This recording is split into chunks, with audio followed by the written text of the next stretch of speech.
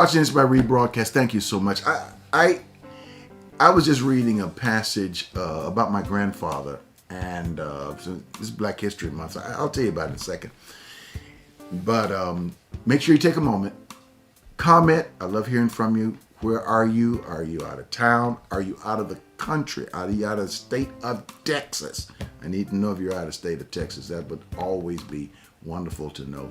And also click the share button. Share this with someone you care about, someone who shares your thought process. Listen, there's a lot of folk that are spiritually making some bad decisions out there. I'm talking about some good people who claim to be there were some good solid people, Christian people and spiritual people who are going down some crazy roads. You've been hearing about that QAnon stuff. Of course you have. And they're going down some roads, and they're not considering some things. I don't know, we might talk about a few things, but tonight, to help you understand what's happening out there. But leave your comments, I want to talk to you. And of course, if you like this, like it. Like it in advance. And if you like it in advance and see the likes, I know that you're going to like it now. Really make sure that you like it. So hit those buttons and everything. What I was reading is coming from When Heaven is Silent. It is a book that's just been released on Kindle. I've been threatening to do this for a long time. Finally, I have done it. And I was reading a section about my grandfather who, especially during Black History Month, who was an expert in the decathlon. But I think the decathlon is, I think those, the horse and the rings, I think I'm right about this, and the pommel horse and the, all those kind of things. Normally you don't see a person of color very good at that kind of upper body strength or something of that sort. But my grandfather was great at it. And he wanted to go to the Olympics, and he could have gone to the Olympics. He had won every state championship. But of course he couldn't go to the Olympics. As a matter of fact, he wanted to go to the Paris Olympics. But of course he could not go to the Olympics. Why? Racism, of course. And what was happening throughout our world, our country, especially in America. The world didn't care, but it was in our country. And so it was a story about his ability to tutor someone else who did go to the Olympics, which was Jesse Owens, who actually had the ability to work together and get to know people. Oh, it's just a beautiful history. But it's in When Heaven is Silent. Download it, and there are a lot of other stories you'll get a chance to hear that spiritually, I believe, will enlighten you. And enlightenment, of course, brings about enhancement. So make sure you do that. Also, thank you so much for all of your contributions and everything that you do. Make sure you do what you do and hit that text to give. You'll see that information, myalc.org. That's myalc.org. You can go there and make a contribution at any moment. You know, this is, Winston, I call this my Master Key class. And we are living in the age that we're living in right now. We're watching some strange things happen. If you've been watching the news, you'll notice that one of the Congress persons, a congresswoman, had it. She was talking about racist things, and she was saying, well, that's in my past, and so I don't think that way anymore. I was thinking that way back in 2018 or 2019, but I don't think, this 2021, we just got a 2020. People don't think differently that quick. Now, you have to understand now, me being who I am, I believe in redemption. I believe in resurrection. I believe that we can die to old ways and get up to new ways. But, you know, I think it takes time to come out of talking racist talk and thinking racist thoughts and spouting racist rhetoric. I think it takes a little time, more than just a few months, before you come out. You may change and say that's wrong, but that doesn't mean you won't immediately go back into it if pressure is put on you. This is what we are seeing in Washington, D.C. right now. We're hearing that people who don't, well, they're not really racist. They don't believe in those kind of things, but they can't vote this way because the base will see them. The base. And I know some of you are wondering, what in the world are you talking about, Dr. Ed? They're talking about the election base, because she got back on the thing and started saying that, they said, well, who are you talking about? I won't mention her name. You look it up. And got to spouting out, well, this is the party, the Republican Party is now the party of Donald Trump. And that's fine. Whatever it is that you want to say and whatever it is you want to think. But here's my connection, here's my concern. My concern is that if you're going to be in church with me and speak of Christ with me, I want to know what Christ is, where are you coming from? What Jesus are you talking about? Are you talking about a Jesus who just has straight hair and whose skin is very porcelain? Or are you talking about a Jesus whose hair looked like lamb's wool? Feet burnished brass with tan there? Or are we not talking about a physical Jesus at all? Are we talking about the Christ who is the anointed, who is God within you, God within me, God in us? Is this who we talking about? Because if this is who we talking about, then we're in a country right now that is not to be dominated by one race or one color.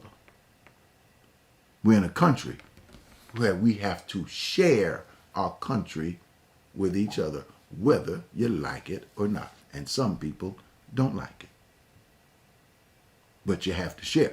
How in the world can Jesus take 2 fish, 5 loaves, break it, share it with people, and everybody get full if you don't share? If you don't pray and share, if you don't break bread together and share, how can everybody be fulfilled? You can't have everybody at the top making all the money, making all the decisions, doing all the things, and then people at what you call the bottom just do what everybody at the top say. No, that doesn't work.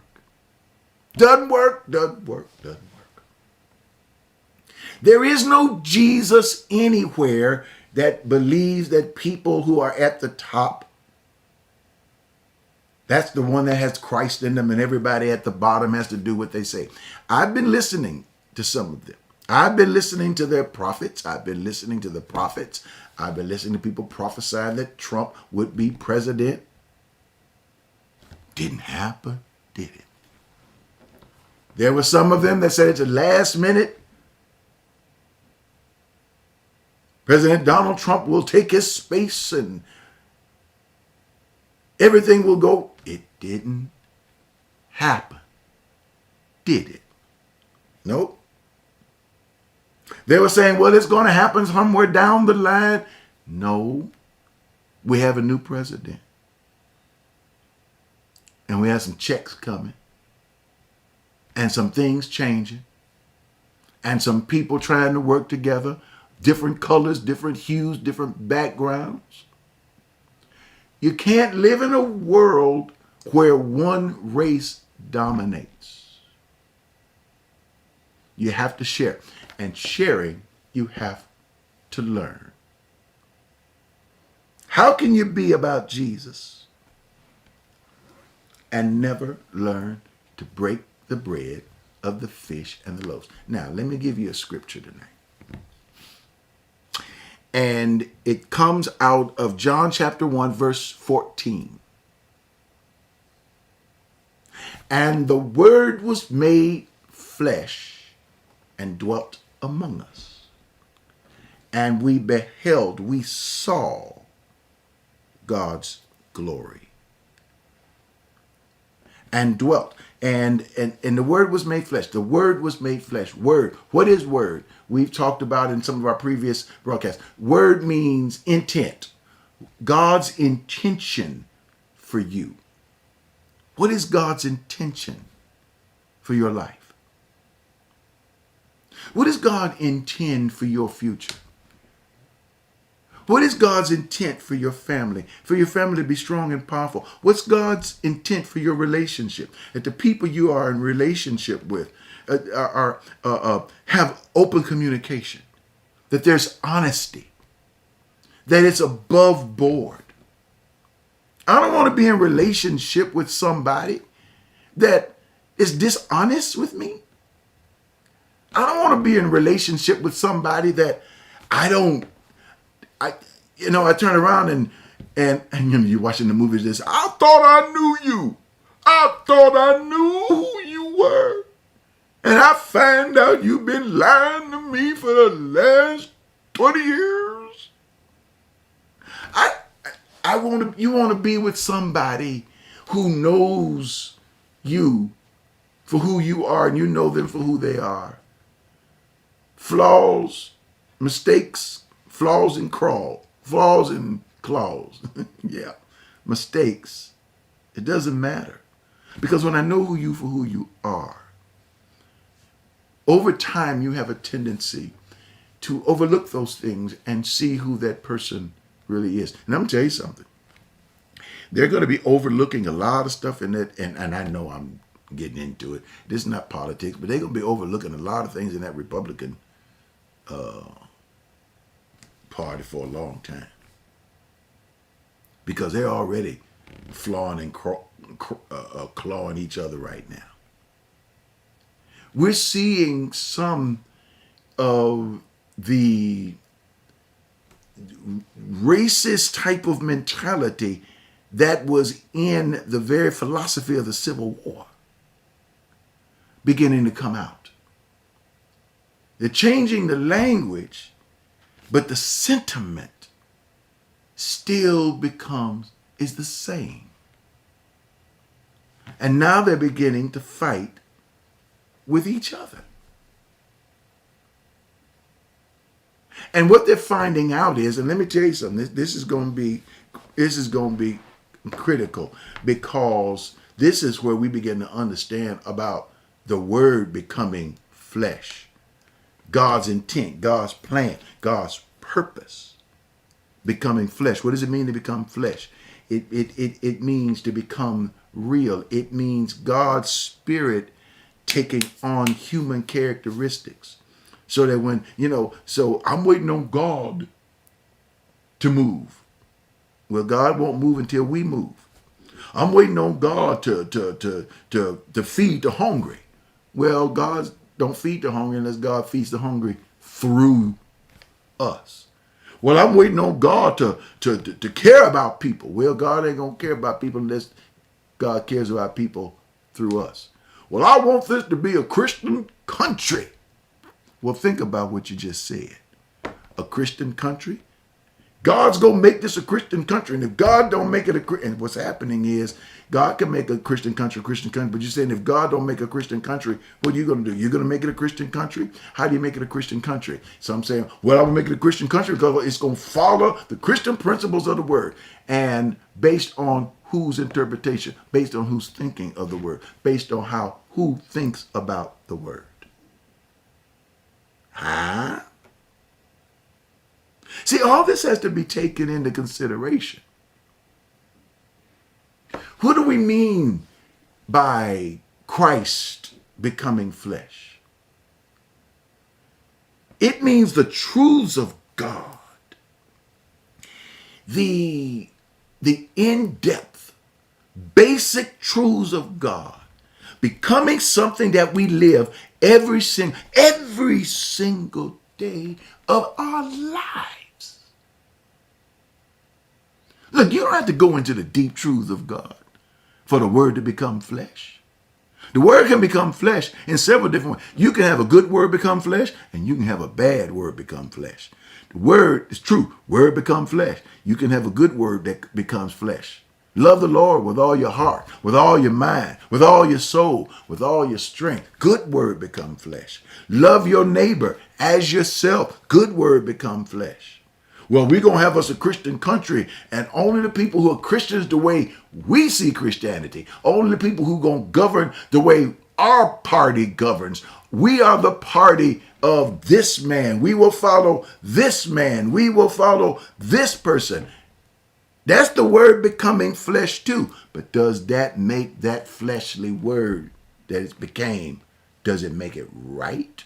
Does it make it Christian just because of your concept of Christianity? I think not.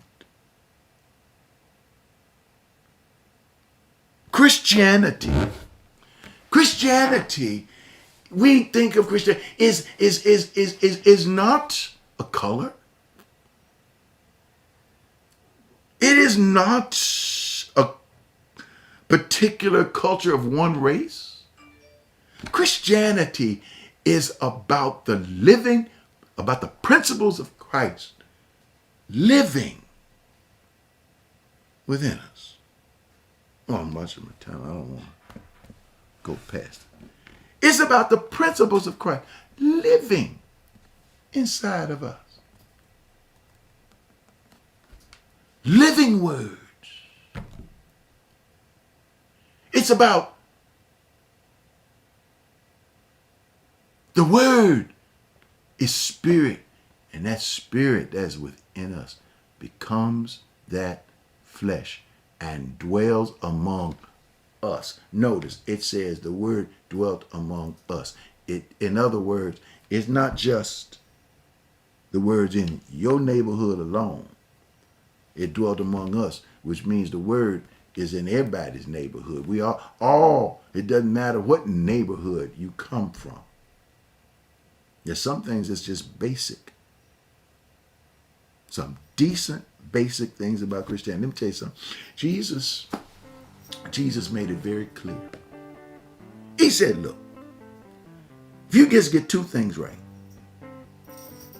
love the Lord with all your heart, your mind, your soul, your strength. Love your neighbor as yourself. Two things. Get those right. He said, if you get those two things right, bam, you got everything else. And when we dwell together, we can dwell in peace. We can dwell in harmony. Oh, we're going to have some disagreements, baby, because I ain't letting you off the hook on something. And you shouldn't let me off the hook either. But when we talk real. Look, I got to go. I never hold you up on Wednesday because I know you're so busy on Wednesday. But you know what? This is a good refresher. This is a good key. Use that key to unlock some relationship. Next time you talk to your friend, ask them, what do you mean by Christianity? What's your definition of it? And see what they say. Ask them, do Black Lives Matter? See what they say. Doesn't matter who they are. All right? Look, watch this, and I'll see you later. All right? Hey, this is Dr. Ed. We've been on this journey for over 40 years. Some have been there with us for almost 40. Some have just started this journey with us. But what we've been able to do is help people to find joy, peace, enlightenment. They have grown tremendously, spiritually, mentally, emotionally, and it's all because of your contributions, your help, our journey on this road. Take a moment, make a contribution at myalc.org. That's myalc.org.